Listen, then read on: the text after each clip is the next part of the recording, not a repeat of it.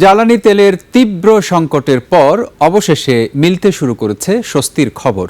ধীরে ধীরে স্বাভাবিক হচ্ছে পরিস্থিতি, কমছে ভোগান্তি। অনেক পাম্পেই আধা ঘন্টার মধ্যেই মিলছে জ্বালানি।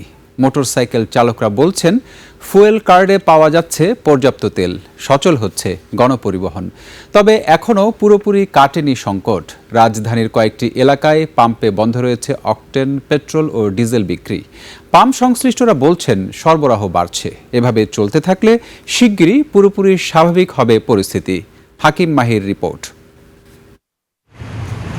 ১.৫ মাসের বেশি সময় ধরে চলা জ্বালানি তেলের তীব্র সংকট এখন ধীরে ধীরে স্বাভাবিক হতে শুরু করেছে।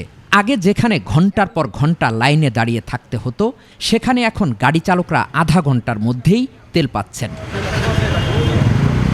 আজ আর দীর্ঘ সারি নেই, একে একে আসছে গাড়ি আর নিচ্ছে চাহিদা অনুযায়ী জ্বালানি। মোটরসাইকেল চালকরা বলছেন, ফুয়েল কার্ডে মিলছে পর্যাপ্ত তেল। মনে হচ্ছে ফুয়েল পাস করা তার ভালো হয়েছে, লাইন ছাড়াই তেল পাচ্ছি আর কি, স্বস্তি ফিরেছে আমার মনে হচ্ছে। আমরা এখন 24 ঘন্টা তেল দিতেছি, কোনো যায় যত তাতে দেওয়া হইতেছে। জ্বালানি তেলের ভোগান্তি কমায় আবার সচল হতে শুরু করেছে রাইড শেয়ার সহ অফিসের স্বাভাবিক কাজ।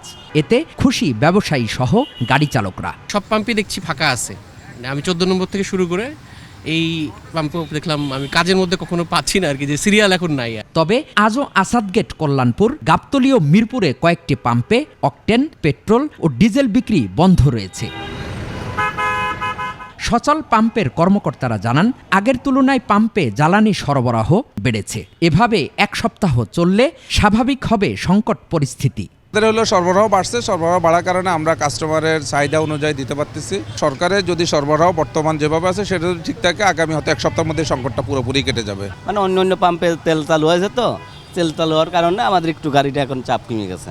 এদিকে গত কয়েকদিনের তুলনায় রাজধানীতে স্বাভাবিক হয়েছে গণপরিবহন চলাচল। তেল সংকট ধীরে ধীরে স্বাভাবিক হওয়ায় ফের রাজধানীতে সৃষ্টি হচ্ছে তীব্র যানজট।